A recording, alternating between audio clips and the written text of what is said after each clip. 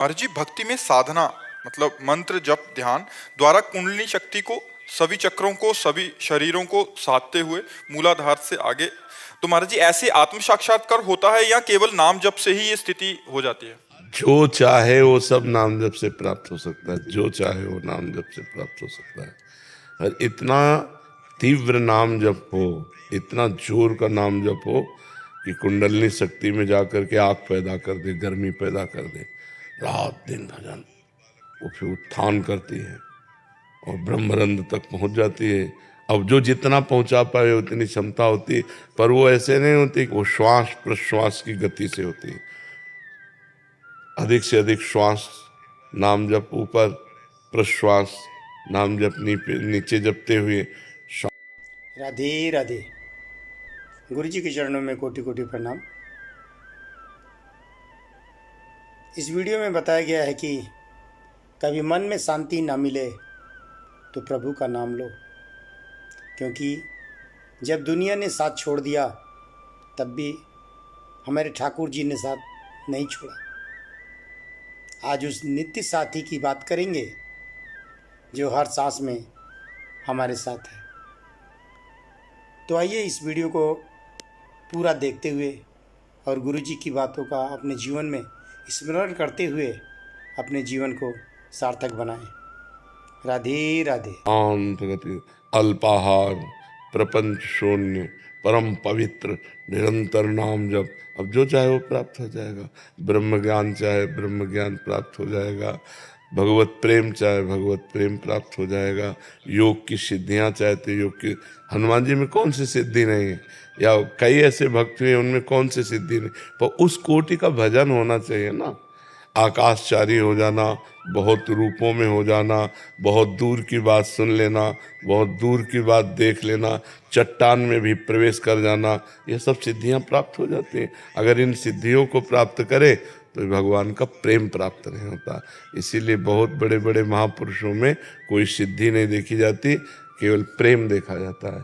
वो प्रेम हृदय में जागृत कर लिए। कुछ ऐसे महापुरुष होते हैं जो सिद्धियों तक पहुंच पाते हैं, प्रेम तक नहीं पहुंच पाते हैं। तो सिद्धियां ब्रह्मलोक तक ले जाती हैं, भगवत धाम नहीं। भगवत धाम तो प्रेमी जन पहुंचते हैं। महाराज जी आपने पूर्व में योग साधन ये सारे किए हैं महाराज जी। महाराज जी कुंडलिनी जब जागृत होती है तो कैसा अनुभव? अरे आकाश पाताल एक हो जाता है।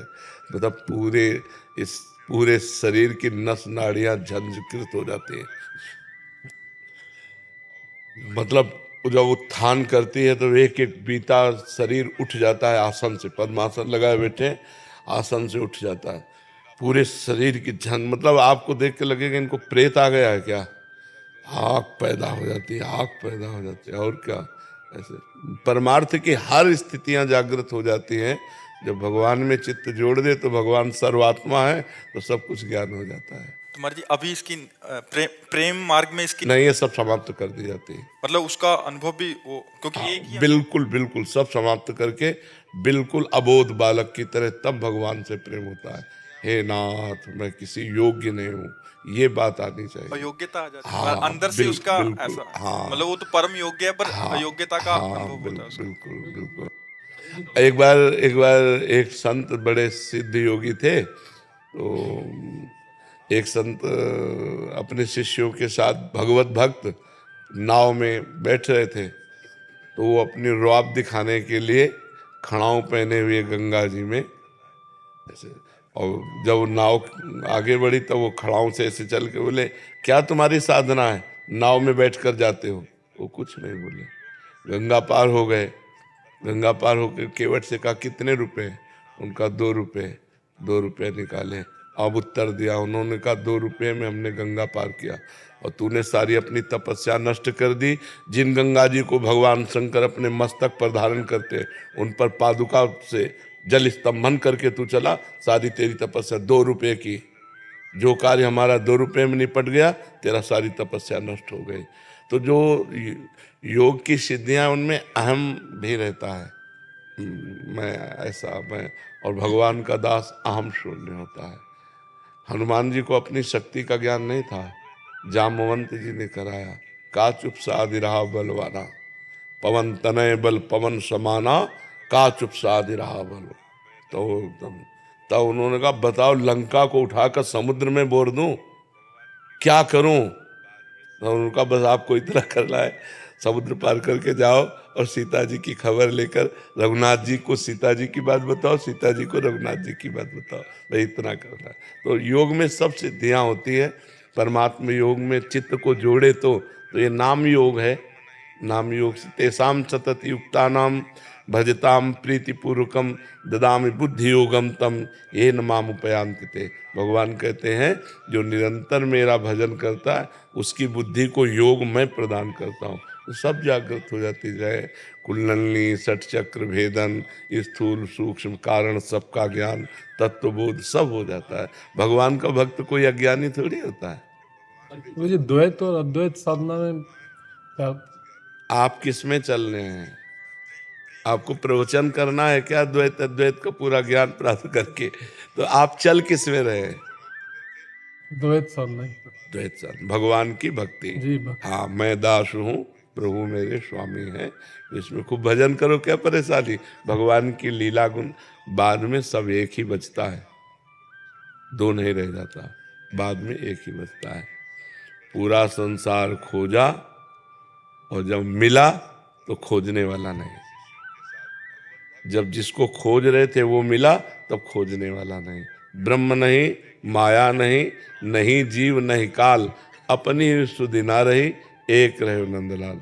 भक्ति का जो परिणाम है वो इष्टाकार वृत्ति है। अपना अस्तित्व खो जाना, अपने इष्ट देव में तन्मय हो जाना। मेरे तो गिरधर गोपाल दूसरों न कोई, अपने प्रीतम में पूर्ण रूप से तन्मय हो जाना, अपनी भी सुधि विसार देना। ज्ञानी सबकी सुधि विसार कर मैं में स्थित हो जाता है, भक्त मैं की सुधि विसार कर प्रभु में स्थित हो जाता है। रहता एक ही है दोनों में, एक के सिवा दूसरा कोई नहीं रहता। समझ पा रहे? अब इस कोटि की भक्ति पहले हो। अहम ब्रह्मास्मि शिवोहम, ये स्थिति बाद में, सबसे बाद में पहुंचती है। ज्ञान भक्ति में नहीं, भक्ति में नहीं पहुंचे। भक्ति में बताया, अभी समझ नहीं पाए। ब्रह्म नहीं, माया नहीं, जीव नहीं, नहीं काल, अपनी ही सुधि ना रही, एक रहे नंदलाल। कान भय प्राण में, प्राण भय कान में, ही में न जान परे कान है कि प्राण। यहाँ भी भगवान, बाहर भी भगवान, मन भी भगवान, बुद्धि भी भगवान, चित्त भी भगवान, अहम भी भगवान। वहाँ मैं ब्रह्म की सत्ता नहीं, मैं ब्रह्म की सत्ता ज्ञान में आती है। और भक्त का मैं का विस्मरण होकर के केवल कृष्ण में, केवल राम में। समझ रहे? जड़ चेतन जग जीव जत सकल राम में जान। गोस्वामी तुलसीदास जी कह रहे हैं, यहाँ राम, सामने राम, चराचर जगत में राम। ऐसा भक्त को अनुभव होता है। ज्ञानी को चराचर जगत ब्रह्म स्वरूप मेरा ही स्वरूप है और मैं ब्रह्म हूँ, स्वयं ब्रह्म मैं हूँ, ऐसा अनुभव होता है ज्ञानी। वो भी सत्य मार्ग है, अलग अलग मार्ग से वहाँ भगवान का अनुभव होता है। अनिल जी हिसार से। राधे राधे महाराज। राधे राधे महाराज जी, आपके चरणों में कोटि कोटि प्रणाम। महाराज जी, आपने बताया कि एक गुरु अपने शिष्य का दुख दर्द या कोई भी रोग बीमारी का हरण करके उसे बिना बताए, बिना पता चले उसके ऊपर, लेकिन ऐसे शिष्य का, सब शिष्यों का नहीं।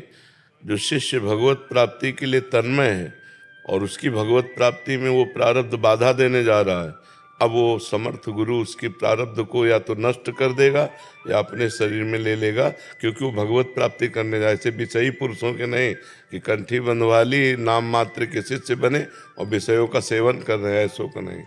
जो भगवत प्राप्ति का लक्ष्य, हाँ, ऐसे शिष्यों का जो भगवत प्राप्ति का प्रयत्न पूर्ण कर रहे हैं, अब प्रारब्ध आकर बाधा डालना चाहता है तो फिर उसको अपहरण कर लेते हैं और उसको भगवत प्राप्ति में पहुंचा देते हैं। महाराज जी, क्या ऐसे ही हम निरंतर नाम जप भजन करें तो क्या नाम जप के बल से हम अपने भजन को गुरु को समर्पित करके उनकी पीड़ा और रोग को अपने ऊपर ले सकते हैं? नहीं, क्योंकि गुरु समर्थ है और तुम समर्थ नहीं हो। समझ रहे हो? तुम गिर जाओगे, तुम नाम जप छोड़ दोगे। महाराज इतनी शक्ति क्या हमारे अंदर भी आ सकती है नाम जप करें तो? बचपन से लगते तो लग आ जा सकते थे। मन को उपांशु जप से मानसिक में, उपांशु जप अधिक से अधिक करते रहो, स्वाभाविक मानसिक पहुंच जाता है। जब हम वाचिक बहुत समय तक करते हैं तो उपांशु में आ जाता है।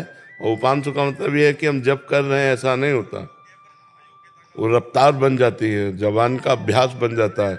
और जब जवान का अभ्यास बन जाता है तब परम शांत मन पकड़ लेता है, और मन पकड़ लिया तो फिर बस ऐसे होता है। मन में महर्षि हर टाइम नाम का ध्यान रहे, हाँ हाँ, लेकिन लिखे नहीं, आगे लिखा नहीं। कोई बात नहीं, कोई बात नहीं, हाँ कोई बात नहीं है। वो लिखना तो एक और ध्यान पूर्वक हो गया। निष्काम सतत प्रीति पूर्वक किया हुआ जब बहुत जल्दी भगवत प्राप्ति करा देता है। निष्काम सतत प्रीति पूर्वक किया हुआ जब बहुत जल्दी भगवत प्राप्ति करा देता है, उसे ही पातंजल जी संस्कृत में कह रहे हैं, सातु दीर्घकाल निरंतर सत्कार सेवितो दृढ़ भूमि। जो निरंतर दीर्घकाल तक आदर सहित नाम जप करता है, उस दृढ़ भूमि अर्थात वो भगवत स्वरूप हो जाता है, उसका अभ्यास दृढ़ हो जाता है, स्वतः भजन होने लगता है। ब्रिगेडियर